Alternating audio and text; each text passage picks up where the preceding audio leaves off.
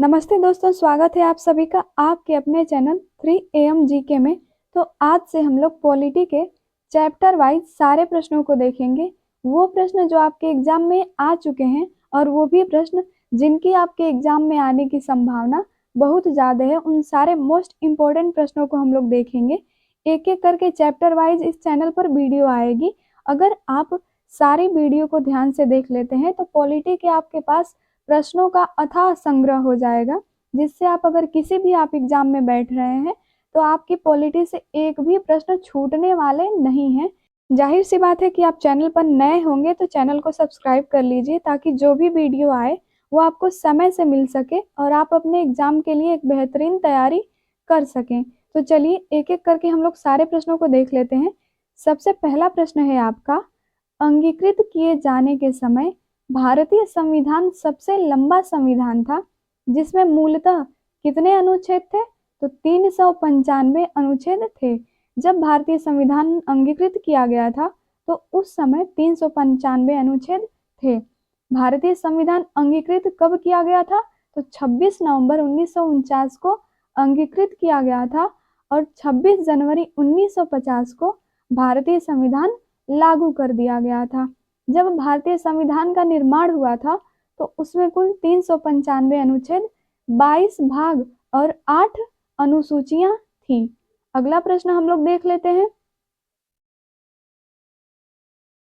स्वतंत्रता के बाद भारत की संविधान सभा के अध्यक्ष कौन थे? तो वो डॉक्टर राजेंद्र प्रसाद थे। 9 दिसंबर 1946 को डॉक्टर सच्चिदानंद सिन्हा को संविधान सभा का अस्थायी अध्यक्ष नियुक्त किया गया था और 11 दिसंबर 1946 को डॉक्टर राजेंद्र प्रसाद को संविधान सभा का प्रथम स्थायी अध्यक्ष चुना गया था। आंसर आपका हो जाएगा डॉक्टर राजेंद्र प्रसाद। अगला प्रश्न देखते हैं। मसौदा समिति में कितने कुल सदस्य थे? तो इसमें कुल 7 सदस्य थे। कौन कौन थे?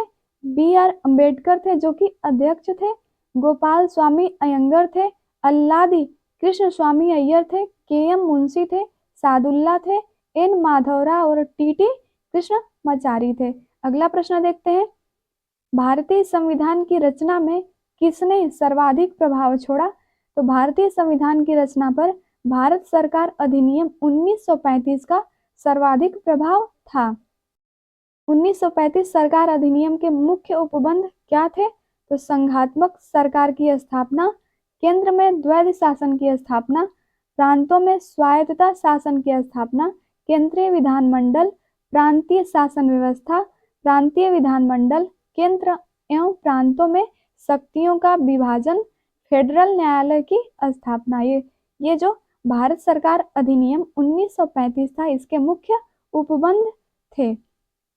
इस प्रकार 1935 के अधिनियम ने भारतीय संविधान की रचना में सर्वाधिक गंभीर प्रभाव छोड़ा था।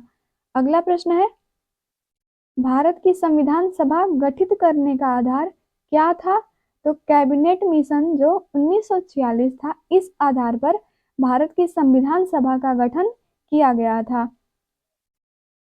कैबिनेट मिशन योजना के अनुसार नवंबर 1946 में संविधान निर्माण के लिए संविधान सभा के सदस्यों का चुनाव किया गया। संविधान सभा के लिए 296 सदस्य का ही चुनाव हुआ, जिसमें कांग्रेस ने 208 सीट, मुस्लिम लीग के 73 तथा अन्य 15 दलों के स्वतंत्र उम्मीदवार निर्वाचित हुए थे। अगला प्रश्न हम लोग देखते हैं। भारत की संविधान सभा का संवैधानिक सलाहकार कौन था? तो ये BN राव भारत के संविधान सभा का संवैधानिक सलाहकार थे। स्वतंत्र भारत की लोकसभा का पहला अध्यक्ष कौन था? तो ये GV मावलंकर थे। और स्वतंत्र भारत की लोकसभा का पहला चुनाव कब हुआ था? ये 1952 में। अगला प्रश्न है, भारत के पहले उप प्रधानमंत्री कौन थे? तो ये सरदार वल्लभ भाई पटेल थे। भारतीय संविधान को कब अपनाया गया था? तो 26 नवंबर 1949 को भारतीय संविधान को अपनाया गया था। भारत के पहले राष्ट्रपति के रूप में डॉक्टर राजेंद्र प्रसाद का चुनाव किया गया था। तो किसके द्वारा किया गया था? संविधान सभा द्वारा भारत के पहले राष्ट्रपति डॉक्टर राजेंद्र प्रसाद बने थे। राष्ट्रगान को सबसे पहले कब गाया गया था? तो राष्ट्रगान को सबसे पहले 24 जनवरी 1950 को अपनाया गया था। वह सर्वप्रथम 27 दिसंबर 1911 को भारतीय राष्ट्रीय कांग्रेस के जो कलकत्ता अधिवेशन था उसमें गाया गया था। यानी कि जो राष्ट्रगान है उसको 24 जनवरी 1950 को अपनाया गया और सर्वप्रथम 27 दिसंबर 1911 को जो कांग्रेस का कलकत्ता अधिवेशन हुआ था उसमें सर्वप्रथम गाया गया था। हमारा राष्ट्रगान पहली बार कब और कहाँ गाया गया था? तो ये 27 दिसंबर 1911 को जो कलकत्ता का अधिवेशन था कांग्रेस का उसमें पहली बार गाया गया था। स्वतंत्र भारत की पहली महिला राज्यपाल कौन थी? तो ये सरोजनी नायडू थी। डॉक्टर अंबेडकर ने संविधान का हृदय और आत्मा किसे कहा है? तो जो संवैधानिक उपचारों का अधिकार है इसको डॉक्टर भीमराव अंबेडकर ने संविधान का हृदय और आत्मा कहा है।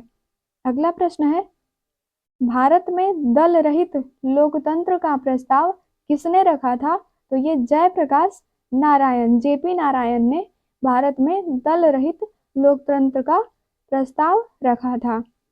संसद में केंद्रीय कक्ष में संविधान सभा की पहली बैठक कब हुई थी? तो ये 9 दिसंबर 1946 को हुई थी। दूसरी बैठक 11 दिसंबर 1946 को और तीसरी 13 दिसंबर 1946 को हुई थी। भारत की संविधान सभा में किस वर्ष में कामकाज प्रारंभ किया गया? तो ये 1946 में ही कामकाज प्रारंभ हुआ। एकात्मक सरकार में समस्त ताकत किसके हाथ में होती है? तो ये केंद्र सरकार के हाथ में होती है। भारतीय संविधान के प्रारूप समिति के अध्यक्ष कौन थे? तो ये बी राव अंबेडकर, डॉक्टर भीमराव अंबेडकर भारतीय संविधान के प्रारूप समिति के अध्यक्ष थे। भारत में किस प्रकार का लोकतंत्र है? तो भारत में प्रतिनिधियों का लोकतंत्र है। संविधान के उद्घाटन के लिए 26 जनवरी, ये जनवरी है, 26 जनवरी को ही क्यों चुना गया? क्योंकि कांग्रेस ने इसे 1930 में स्वाधीनता दिवस के रूप में मनाया था। संविधान के उद्घाटन के लिए 26 जनवरी का दिन चुना गया था क्योंकि 26 जनवरी 1950 को नेहरू रिपोर्ट पारित हुई थी और कांग्रेस ने इस दिन को प्रथम स्वाधीनता दिवस के रूप में मनाया था। अगला प्रश्न देखते हैं, कौन सा देश आधुनिक लोकतंत्र की स्थापना करने वाला पहला देश है? तो वो अमेरिका है। भारत के संविधान निर्माता किसे माना जाता है? तो बी आर अंबेडकर को भारत का संविधान निर्माता माना जाता है। संविधान की मसौदा समिति के समक्ष प्रस्ताव किसके द्वारा प्रस्तुत किया गया था? तो ये जवाहरलाल नेहरू के द्वारा संविधान की मसौदा समिति के समक्ष प्रस्ताव प्रस्तुत किया गया था। भारत के गणतंत्रीय दल की स्थापना किसने की थी? तो ये बी आर अंबेडकर ने की थी। संविधान सभा में यह किसने कहा था कि सरकारी नीति के निदेशक सिद्धांत किसी बैंक में देय उस चेक की तरह है जिसका भुगतान बैंक अपनी सुविधा अनुसार करता है? तो ये किसने कहा था? केटी शाह ने ये वाक्य कहा था। भारत के संविधान का गठन किसके द्वारा किया गया था? तो संविधान का गठन संविधान सभा द्वारा किया गया था। अगला प्रश्न देखते हैं, संविधान सभा किसके कहने पर बनाई गई थी? तो कैबिनेट मिशन के कहने पर संविधान सभा बनाई गई थी। प्रथम केंद्रीय विधानसभा का गठन कब किया गया था? तो ये 1920 में प्रथम केंद्रीय विधानसभा का गठन किया गया था। अगला प्रश्न देखते हैं, संविधान सभा ने राष्ट्र गान को कब अपनाया था? तो ये 24 जनवरी 1950 को संविधान सभा ने राष्ट्रगान को अपनाया था। किसने पहले 1935 में संविधान सभा का सुझाव प्रस्तावित किया था? तो ये एम एन रॉय ने संविधान सभा का सुझाव प्रस्तावित किया था। किस अधिनियम में भारत के शासन का क्षेत्रीय विभाजन किया गया था? तो जो भारत सरकार अधिनियम 1858 था उसमें भारत के शासन का केंद्रीय विभाजन किया गया था। भारत सरकार अधिनियम 1858 को भारत सुशासन अधिनियम के नाम से भी जाना जाता है। इस अधिनियम के द्वारा ईस्ट इंडिया कंपनी का भारत पर नियंत्रण समाप्त हो गया था और सरकार राज्य क्षेत्रों और राजस्व प्राप्ति की सभी शक्तियों पर महारानी विक्टोरिया का अधिकार हो गया। इन राज्य क्षेत्रों को नियंत्रित करने की कंपनी की शक्ति बिल्कुल समाप्त हो गई थी। अगला प्रश्न है, किस अधिनियम द्वारा केंद्र में द्वैध शासन प्रणाली शुरू की गई थी? तो ये 1935 के अधिनियम द्वारा केंद्र में द्वैध शासन की प्रणाली शुरू की गई थी। भारतीय संविधान में कितने भाग हैं? तो भारतीय संविधान में वर्तमान में 25 भाग हैं। किस भारत सरकार अधिनियम के तहत पहली बार विधायिका में कुछ निर्वाचित प्रतिनिधित्व की मंजूरी दी गई? तो भारत सरकार अधिनियम जो 1909 था, जिसे मार्ले मिंटो सुधार भी कहते हैं, इसके द्वारा विधायिका में कुछ निर्वाचित प्रतिनिधित्व की मंजूरी दी गई थी। अगला प्रश्न देख लेते हैं, भारत की संविधान सभा की पहली बैठक की अध्यक्षता किसने की थी? तो ये डॉक्टर सच्चिदानंद सिन्हा जो भारतीय संविधान सभा की पहली बैठक की अध्यक्षता इन्होंने की थी। ये उस टाइम अस्थायी अध्यक्ष थे। जवाहरलाल नेहरू ने कब संविधान सभा में उद्देश्य प्रस्ताव प्रस्तुत किया था? तो 13 दिसंबर 1946 को जवाहरलाल नेहरू ने भारतीय संविधान का उद्देश्य प्रस्ताव प्रस्तुत किया था। कितने वर्षों के विचार विमर्श के बाद भारतीय संविधान पर हस्ताक्षर किया गया? तो लगभग 3 वर्ष के विचार विमर्श के बाद भारतीय संविधान पर हस्ताक्षर कर दिया गया था। स्वतंत्र भारत के पहले विदेश मंत्री कौन थे? तो ये खुद जवाहरलाल नेहरू थे। संविधान के मसौदा तैयार करने के लिए संविधान सभा ने कब मसौदा समिति का गठन किया?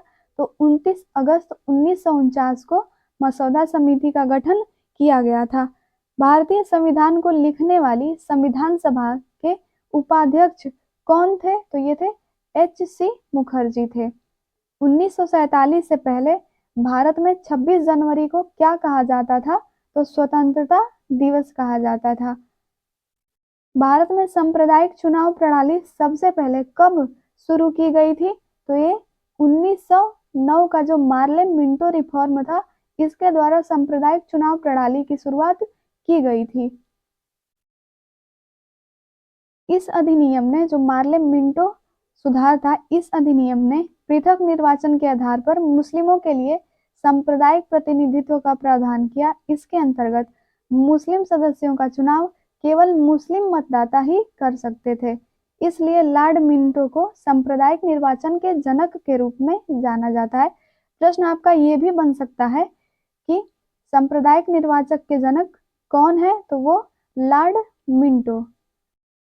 किस निर्णय ने संविधान की मूल संरचना का सिद्धांत निर्धारित किया? तो ये केशवानंद भारती जो विवाद था, इसने संविधान की मूल संरचना का सिद्धांत निर्धारित किया था। 1973 में केशवानंद भारती बनाम केरल राज्य के मामले में सर्वोच्च न्यायालय की 13 न्यायाधीशों की पीठ ने यह कहा कि संसद संविधान में संशोधन कर सकती है, परंतु उसके मूल ढांचे में कोई क्षति नहीं पहुंचा सकती है।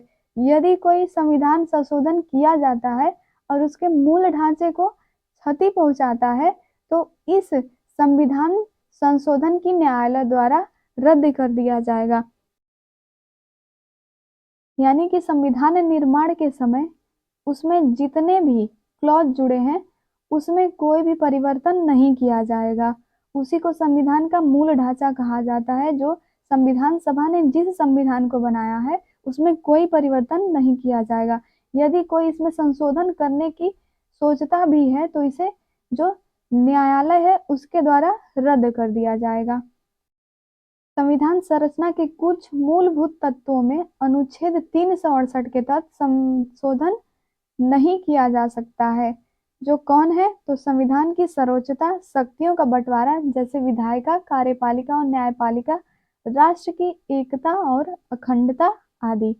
अगला प्रश्न हम लोग देखते हैं, भारत की संविधान सभा की पहली बैठक कब आयोजित की गई थी? तो पहली बैठक 9 दिसंबर 1946 को आयोजित की गई थी। दूसरी बैठक 11 दिसंबर को हुई थी और तीसरी बैठक 13 दिसंबर 1946 को हुई थी। संविधान सभा का गठन 1946 को कैबिनेट मिशन योजना के अंतर्गत हुआ था। संविधान सभा में कुल 389 सदस्य थे, जिसमें 292 प्रांतों के प्रतिनिधि, 93 देशी रियासतों के प्रतिनिधि तथा 4 केंद्र शासित प्रदेश के प्रतिनिधि शामिल थे। कौन सा भारतीय अधिनियम ब्रिटिश प्रधानमंत्री लॉर्ड नॉर्थ की अध्ययन वाली समिति की रिपोर्ट पर आधारित था? तो ये विनियमन अधिनियम 1773 जो था यही था। 1773 का अधिनियम भारत के संवैधानिक विकास में पहला मील का पत्थर था, जिसे लॉर्ड नॉर्थ द्वारा भारत में ईस्ट इंडिया कंपनी के मामलों के बेहतर प्रबंधन के लिए कुछ नियम स्थापित करने के लिए पेश किया गया था। विश्व का सबसे लंबा लिखित संविधान किस देश का है? तो ये जग जाहिर है, अपने ही देश का विश्व का सबसे लंबा लिखित संविधान है। भारत का राष्ट्रीय प्रतीक भारत सरकार ने कब अपनाया था? तो ये 26 जनवरी 1950 को भारत का राष्ट्रीय प्रतीक अपनाया गया था। संविधान सभा ने राष्ट्रीय ध्वज को कब अपनाया था? तो ये 22 जुलाई 1947 को अपनाया था। 1925 में केंद्रीय विधानसभा का प्रथम निर्वाचित अध्यक्ष कौन था? तो ये विट्ठल भाई पटेल थे। तो आप लोग चैनल पर नए हैं तो वीडियो को लाइक कर दीजिए और सब्सक्राइब कर लीजिए। और किस अन्य चैप्टर पर आप लोगों को वीडियो चाहिए, जिस भी चैप्टर में आप लोगों को कन्फ्यूजन है उस चैप्टर को आप लोग बता देंगे कमेंट बॉक्स में, तो उस पर वीडियो आ सकती है। और उस चैप्टर के सारे मोस्ट इम्पोर्टेंट सारे प्रश्नों की वीडियो आप लोगों को इसी चैनल पर मिल जाएगी। तो चलिए मिलते हैं अब नेक्स्ट वीडियो में, तब तक के लिए धन्यवाद।